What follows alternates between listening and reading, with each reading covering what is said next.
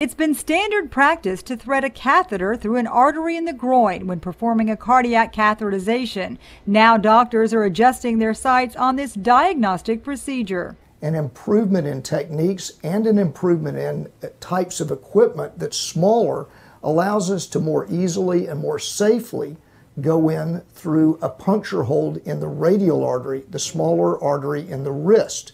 So instead of making a deep puncture in the groin, doctors can make a superficial poke in the wrist. It's more accessible and in some cases safer. They can actually reduce the risk of bleeding because the artery is closer to the surface as opposed to a deeper artery in the leg.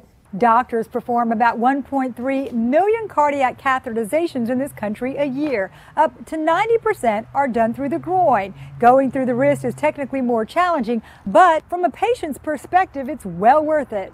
Most of the patients like it if the catheterization can be done through the wrist, because after the catheterization, instead of having to lie flat because of the puncture hole in the groin, they actually can sit in a chair if they wish. The recovery time is a bit quicker, and certainly in terms of walking or riding a bicycle or that sort of thing, people are more comfortable doing it the next day. As equipment continues to evolve, doctors are moving from diagnosing heart conditions through the wrist to inserting angioplasties and stents.